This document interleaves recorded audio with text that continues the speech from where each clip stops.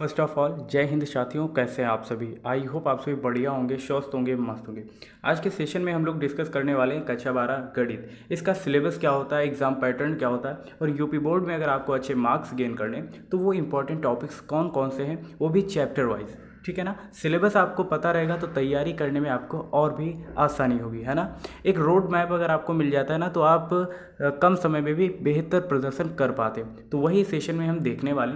सबसे पहले देखेंगे चैप्टर नंबर 1, जो कि है आपका रिलेशन एंड। ठीक है, इस चैप्टर में मुख्य रूप से आपको ये टॉपिक्स जो आपकी स्क्रीन पर दिखाई दे रहे हैं यही आपको पढ़ने, यानी कि स्वातुल्य, सममित, संक्रामक, इसके बारे में पढ़ना है। तुल्यता संबंध के बारे में पढ़ना है। साथ ही साथ उसके बाद आपको प्रांत, क्षय प्रांत, परिसर के बारे में पढ़ना है।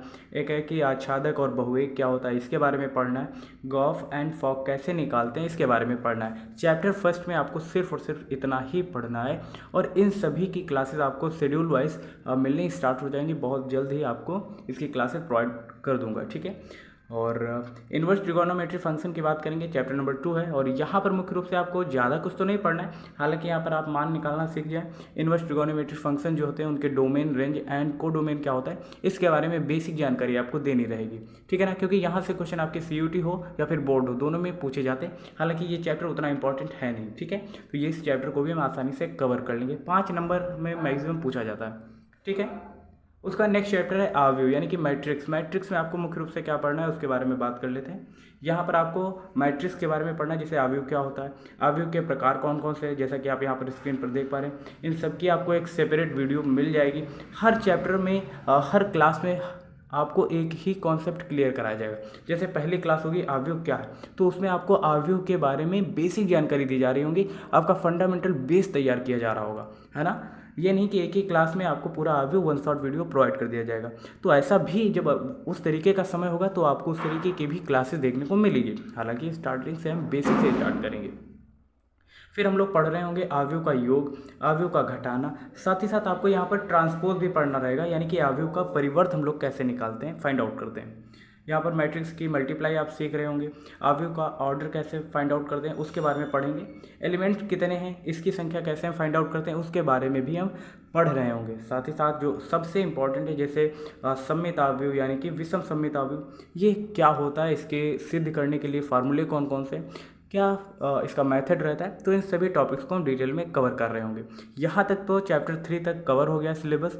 कौन कौन से चैप्टर आपको पढ़ने हैं और किन में ज़्यादा आपको समय देना है उसके बारे में भी अभी हम बात करने वाले हैं। ठीक है, अब यहाँ पर आ जाते हैं हम चैप्टर नंबर 4 की तरफ। चैप्टर नंबर 4 यानी कि सारणी, डिटर्मिनेंट में आपको क्या पढ़ना है। सब फर्स्ट ऑफ ऑल यहाँ पर आपको डिटर्मिनेंट की वैल्यू निकालना आपको सीखना होगा। साथ ही साथ सारणी की कोटि क्या होती थी, कि सारणी की कोटि और आव्यूह की कोटि दोनों का इक्वली रहता है। प्रोसेस आप समझ जाएंगे तो आसानी से कर लेंगे। अवयवों की संख्या भी आप आसानी से फाइंड आउट कर सकते हैं।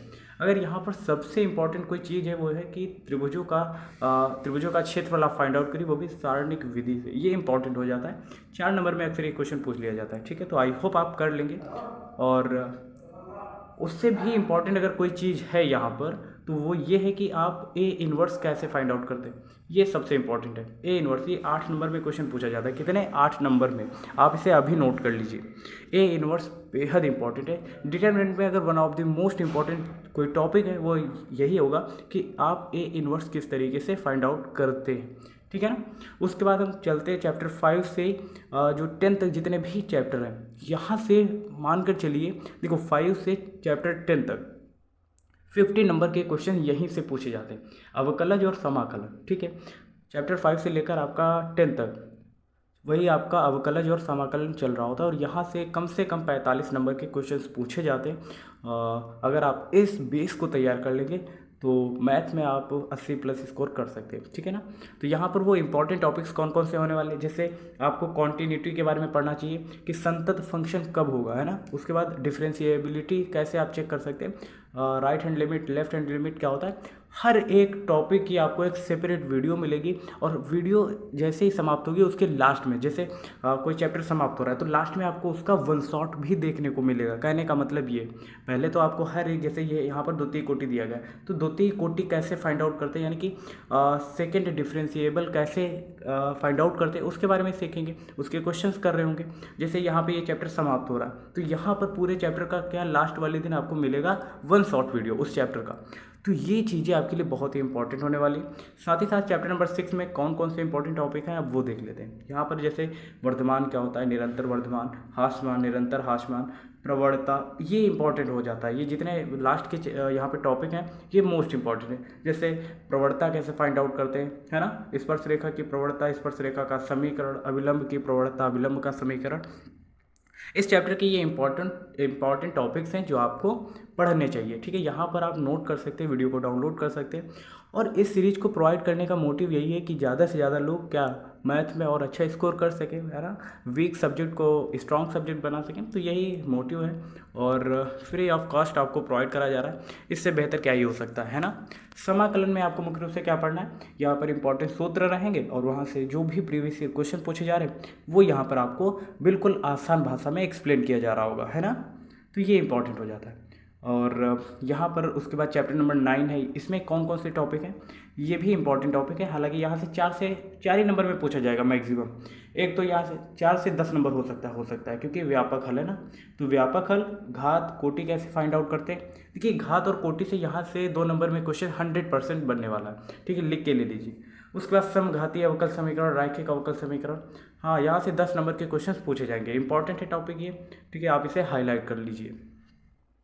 उसके बाद चलते हैं बीजगणित यानी कि वेक्टर अलजेब्रा, चैप्टर नंबर 10। यहाँ पर आपको क्या क्या पढ़ना रहेगा और सबसे इंपॉर्टेंट क्या है, सदिश का प्रक्षेप। अक्सर ये 2 नंबर में पूछा जाता है और बीच के कोण को फाइंड आउट करने के लिए कभी कभी पूछ देता है। तो यहाँ पर मान के चलिए 6 नंबर में क्वेश्चन पूछे जाएंगे। ठीक है, सदिश का गुणनफल, सदिशों का परिमाण कैसे निकालते, सदिश का प्रक्षेप कैसे काउंट करते, बीच का कोण, रेखा के द्विक अनुपात, रेखा के द्विक कोसाइन। तो ये बेसिक सी चीज़ें हैं जो आपको समझ में आने लगेंगी जैसे जैसे आप इस सीरीज को आगे फॉरवर्ड करते जाएंगे। यानी कि धीरे धीरे क्लासेस आप अटेम्प्ट करते जाएंगे, है ना, चीज़ें आपको समझ में आने लगेगी। और यहाँ पर चैप्टर नंबर 11, यहाँ पर आपको मुख्य रूप से जैसे वही द्विक कोसाइन, द्विक अनुपात, बीच की दूरी, रेखा का सदिश समीकरण, 2 रेखाओं के मध्य की न्यूनतम दूरी, ये इंपॉर्टेंट टॉपिक है। न्यूनतम दूरी यानी कि यहाँ पर डी आपको फाइंड आउट करना रहेगा। हर बार पूछा जाता है, आपको 2 वेक्टर समीकरण दे दिए जाएंगे और उसमें आपको बीच की दूरी निकालनी रहेगी। ठीक है, रेखा का कार्तीय समीकरण कभी कभी यहाँ से क्वेश्चन पूछा जाता है। ये मानकर चलिए यहाँ से 10 नंबर में क्वेश्चन पूछे जाएंगे। ठीक है, उसमें से 2 रेखाओं के मध्य न्यूनतम दूरी फाइंड आउट करना तो 100% आने वाला है, आप श्योर हो जाइए। क्योंकि पिछले 5 वर्षों के जो भी प्रीवियस ईयर क्वेश्चन है आप सैंपल पेपर उठाकर देख लीजिए, वहाँ पर हर बार पूछा गया है। ठीक है, रैखिक प्रोग्रामन में वही है कि आपको एक उद्देश्य फलन यानी कि जेड दिया रहेगा। ठीक है, उद्देश्य फलन, और उसके बाद 2 और समीकरण दिए रहेंगे, वहाँ से आपको न्यूनतम और अधिकतम मान ज्ञात करना रहेगा। और ये हर वर्ष पूछा जाता है। आप कोई सा भी मॉडल पेपर उठा लीजिए, 6 नंबर में ये क्वेश्चन पूछा जाएगा। और रही बात प्रायिकता की यानी कि लास्ट वन चैप्टर जो आपका प्रोबेबिलिटी है, यहाँ से PA/B, PB/A, P intersection B और PA यूनियन B, यहाँ से क्वेश्चन बनते हैं। तो वो भी आपको सीरीज आसानी से प्रोवाइड कर दी जाएगी, आप कर लीजिए। और जो भी इंपॉर्टेंट क्वेश्चन होंगे वो प्रोवाइड कर दिए जाएंगे। यानी कि आंसर इतना है कि अगर आप इस सीरीज को कंटिन्यू देख लेते मैक्सिमम आपको मानकर चलिए 50 क्लास प्रोवाइड करी जाएंगी। 50 से 60 मान लीजिए, 60 क्लास मान लीजिए। और हर क्लास 10 मिनट की होगी मैक्सिमम। 10 से इसको मल्टीप्लाई कर देंगे तो कितना हो जाएगा, 600 मिनट। अगर आप इसको 1 घंटे से डिवाइड करेंगे यानी कि 10 घंटे। 10 घंटे में आपकी 12th की जितनी भी मैथ है वो आसानी से आप कवर कर सकते हैं, है ना। तो इससे आसान और क्या ही हो सकता है। और लास्ट में यही, जिस हिसाब से और जो आप अक्सर समाज में देख रहे हैं घटनाएं, तो उस पर ये पंक्तियाँ हैं जीवन शैली पर आधारित कि छोटों को प्यार दे, बड़ों को सम्मान दे और अपना व्यक्तित्व इस प्रकार विकसित करें कि महिलाएं आपके पास सुरक्षित महसूस करें। तो आई होप इन पंक्तियों के साथ और सिलेबस को भी आपने अच्छे से समझ लिया और इसकी क्लासेस बहुत जल्द ही आपको देखने को मिल जाएंगी। ठीक है, तो पेशेंस बनाए रखें और मिलते हैं ऐसी नेक्स्ट इन्फॉर्मेटिव वीडियो के साथ। तब तक के लिए जय हिंद, नमस्कार। देखते रहिए SS लाइफस्टाइल।